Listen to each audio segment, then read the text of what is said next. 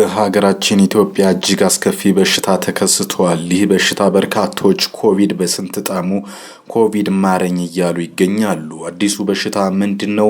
የት ተከስቷል? እስካሁን ስንት ሰው ሞቷል? የሚለው በቀዳሚነት የምናየው ጉዳያችን ነው። ካስፈሪውና እጅግ አደገኛው በሽታ ራሳችንን የምንጠብቅበት መንገድ ምንድነው? የሚተላለፈው እንዴት ነው? ሕክምናውስ ምን ይመስላል? የሚለውን በሁለተኝነት እንነግራችኋለን። በሶስተኝነት ከዚሁ ከበሽታው ጋር በተገናኘ የዓለም ጤና ድርጅት ፕሬዝዳንት ወይም ደግሞ ኃላፊ ዶክተር ቴድሮስ አድሃኖም በኢትዮጵያ ላይ ትዕዛዝ አውጥተዋል። ለእናት ሀገራቸውም ቀድመው ደርሰዋል። ዶክተር ቴድሮስ በሽታውን በተመለከተ ድርጅታቸውና እርሳቸው እናደርገዋለን ያሉት ነገርም ቃል ገብተዋል። ጉዳዩን እንሰማዋለን። ከዛ በፊት የት አካባቢ ነው የምትገኙት? እናንተ አካባቢ በጅንካ የተከሰተው በሽታ መጥቷል?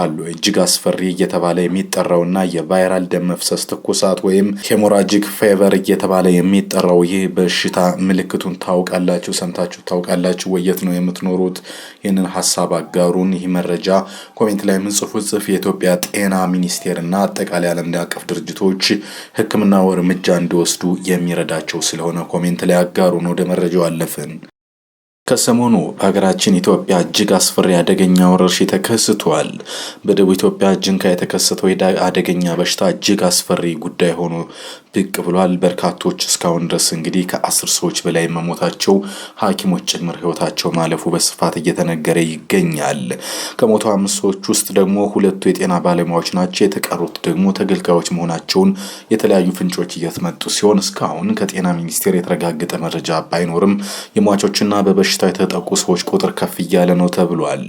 በሽታው ምንነት በተመለከተና መደረግ ስላለበት ጥንቃቄ ጤና ሚኒስቴር መግለጫ አውጥቶ እንደነበረ ይታወቃል። ከትኩሳት፣ የጡንቻ ህመም፣ ድካም፣ ብርድ ማለት ነበራቸው ተብሏል። ህይወታቸው ያለፉ ሰዎች በኋላም ወደ መድማት፣ ቀይ ደም ሴል እጥረት እንዲሁም ደግሞ ራስን ያስታል የተባለው የሰውነት ክፍሎቻችን ወደ ስራ ያቆማሉ። ይህን ተከትሎ እስከ ሞት ድረስ እየደረሱ ነው ተብሏል። ከጅንካ የሚወጡ መረጃዎች የዚህ በሽታ ምልክቶች ሲጀምሩ የፍሉ መሰል አንዳንዴም እንደውባና ሌሎችም የመምሰል አጣዳፊ ትኩሳት እስከታች ህመም መምሰሉና የተለመደ በሽታ መስሎ መዘናጋት ማስከተሉም ይህ አንዱ ጉዳይ ነው። እጅግ በጥንቃቄ ልናየው ይገባል እየተባለ ነው። ቀጥሎ በመጡት ምልክቶች በቫይረስ የሚመጡ የመድማት በሽታዎችንም ይመስላል ሲሉ የህክምና ባለሙያዎች የበሽታው ምልክት ተናግረዋል። በሽታው ምንድነው የሚለውን ለመለየት ከታካሚ ከተወሰዱ ናሙናዎች ወይም ፈሳሾች የሚደረገው የላቦራቶሪ ምርመራ ቀጥሏል። እስካሁን ውጤቱና መልሱ በትክክል በሽታው ምንድነው የሚለው አልወጣም። ነገር ግን ከጤና ሚኒስቴር ይፋዊ መግለጫ ይሰጣል ተብሎ እየተጠበቀ ነው። መልሱ እስኪመጣ ትኩረታችን እንዴት ራሳችንን ጥንቃቄ እናድርግ፣ በተለይ ወደ አዲስ አበባና ወደ ሌሎች ትልልቅ ከተሞች እንዳይዛመት ምን መደረግ አለበት የሚለው ነው። ፍቱን መድኃኒት የማይገኝለት በሽታ ከሆነም ያለን አማራጭ ምንነቱና ባህሪያቱን አውቀን ተጨማሪ ጥቃትና መከላከል ባለበት ቦታ መቆጣጠር ብቻ ነው የሚለው ነው። ቀድሞ ለተጠቁ ሰዎች የሚደረግ የእርዳታ ሕክምና ድጋፍም የሚቀጥል ይሆናል። እንግዲህ በሽታው ቫይራል ሄሞራጂክ ፌቨር ከሆነ አደገኛ ፌቨር ነው እያሉ ነው። ሌላው ለአሁኑ ትልቁ የሚያሳስበው እንዴት ተጨማሪ ሰው ሳይነካካና ተጨማሪ ሰው ሳናጣ በሽታው ባለበት መክታት ይቻላል የሚለው ነው። ጅንካና አካባቢው በዚህ ሳምንት ሄዶ የመጣ ሰው ካለ ከላይ ያሉ ምልክቶች ካሳየ የበለጠ ጥንቃቄ ይሻል። አሁን ባለው መረጃ በሽታው በንክኪ እንደሚተላለፍ አንዱ መተላለፊያ መንገድ መሆኑ ተረድተናል።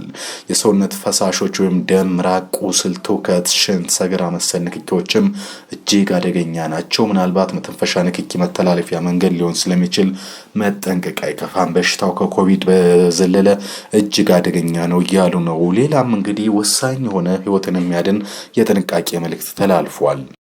እነዚህ የጥንቃቄ መልእክቶች አንደኛ ማስክ ማድረግ ነው። ሁለተኛው ለንክኪ ሆነ ለክፉ ቀንም ቢሆን ይህንን ማስቀመጥ፣ የቤተሰብ ወንድም፣ እህት፣ እናት፣ አባት ታመመ ብለን በባዶ ከመንካት መቆጠብ የሚለው አንዱ ነው። ሌላኛው ሁልጊዜ እጅ ንጽህናን መጠበቅ፣ በዋና ሳሙና ወይም በሳኒታይዘር በደንብ ማጽዳት በሽታውን ራስን ለመጠበቅ ከበሽታው ይረዳል ተብሏል። ከላይ የተገለጹ ምልክቶች አለባቸው ሰዎች በባዶ እጅ አለመንካት፣ ወደ ጅንካ የተመላለሰ ሰው ከሆነና ምልክቱ ካሉት ፈጽሞ አለመንካትም አንዱ ወሳኝ ነው። ምልክቶችን ያየ ሰው 952 ወይም 8335 በመደወል ወደ አቅራቢያው የሚገኝ ጤና ተቋም መሄድ አለበት ተብሏል። ከሞቱ ሰዎች ጋር ንክኪ የነበረው ሰው ከሆነ ራስን መለየት፣ የሕክምና አካላትን በስልክ ማግኘት፣ ማማከር፣ ሌሎች ጥንቃቄዎችን መውሰድ እጅግ ዘመናዊነትና ስልጡንነት ራስንም ቤተሰብንም ከሞትና ከስጋት ከህይወት ለማዳን ይረዳል ተብሏል። ከጤና ሚኒስቴር ወይም ከኢትዮጵያ ሕብረተሰብ ጤና ኢንስቲትዩት ወይም በተዋረድ ካሉ ጤና ቢሮዎች የሚወጡ ህጋዊ መረጃዎችን መስማትና መተግበርም እጅግ ወሳኝ ነው ተብሏል። በስራ ቦታ በገጠማቸው ንክኪ ለሞቱ ባለሙያዎችና ለታካሚ ቤተሰቦች ለጅንካ ሆስፒታል ማህበረሰብ እጅግ ጊዜው አስቸጋሪ ነው ተብሏል። ወረርሽኝ እስከሆነ ድረስ ሁላችንም ይመለከተናል። ሀገር ውስጥ ነው የምንኖረው፣ ውጭ ነው የምንኖረው፣ ወይም ስራ አለን የለንም፣ ገጠር ነው የምንኖረው ከተማ ነው የሚለው ጉዳይ የኛ የሚመለከት አይደለም፣ እጅግ አይመለከተንም ልንለው የምንችል ጉዳይ አይደለም፣ እጅግ አሳሳቢ ነው ተብሏል።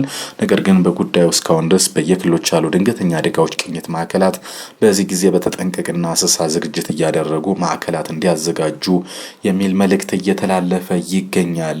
ይህ ስጋትና ፍርሃት በነላለበት ሰዓት እንግዲህ ከዓለም ጤና ድርጅት ከዶክተር ቴድሮስ አድሃኖም ከሚመሩት ድርጅት አንድ አዲስ ዜና ተሰምቷል።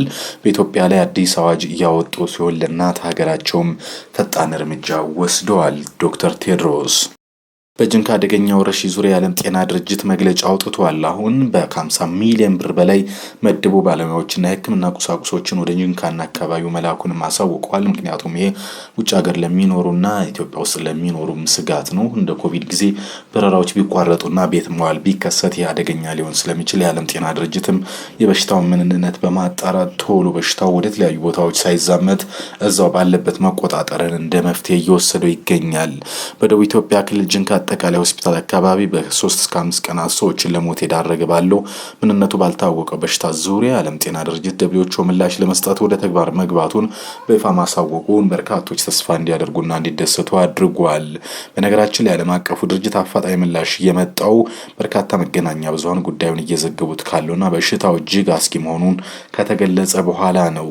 የዓለም ጤና ድርጅት ዳይሬክተር በዛሬው ዕለት ባወጡት መግለጫ ድርጅቱ ከኢትዮጵያ ጤና ጥበቃ ሚኒስቴር፣ ከኢትዮጵያ ሕብረተሰብ ጤና ኢንስቲትዩትና ከክልላዊ ጤና ባለስልጣናት ጋር በቅርበት እየሰራ ነው ብለዋል ዶክተር ቴድሮስ።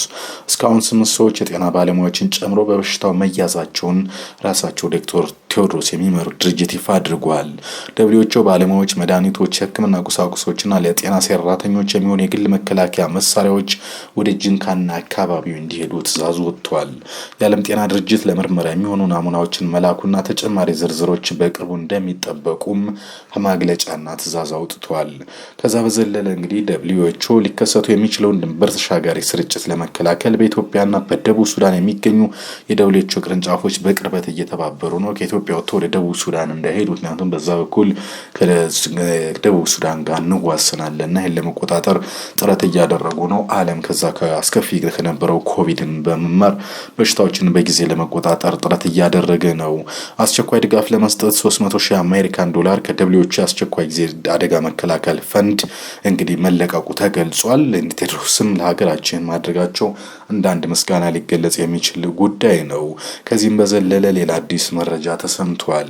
ዳይሬክተሩ የኢትዮጵያ ጤና ባለስልጣናት መረጃን በጊዜያዊነት በማካፈላቸውና ፈጣን ምላሽ በመስጠታቸው አድንቀዋል። ከዚህ በፊት ኮቪድ በቻይና ተከስቶ እንግዲህ እንዲሰራጭ ምክንያት የሆነ የቻይና ባለስልጣናት እነዚህ አይነት መረጃዎችን አልሰጡም በሚል ነው።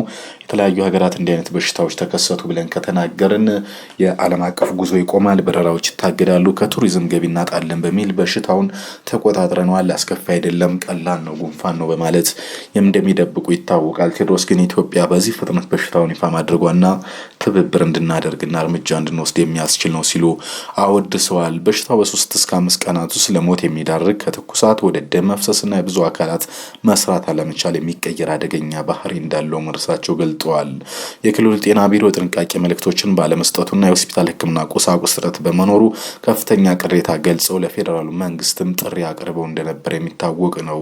የፌዴራል ጤና ሚኒስቴር ትናንት ይፋዊ መግለጫ ሰጥቷል። ይህን ተከትሎ የዓለም ጤና ድርጅትን በዛሬው ዕለት ወደ ተግባር መግባቱ እንዳንድ ጥሩ ነው። የደቡብ ኢትዮጵያ ባለስልጣናት ግን እስካሁን ድረስ በይፋ መግለጫ እየሰጡ አለመሆኑ ጉዳዩን እንግዲህ አስተሳሳቢ አድርጎታል። በዚህ ወቅት እንግዲህ ህዝባቸውን ማረጋጋትና መረጃዎችን መውሰድ ይገባል የሚል ነው።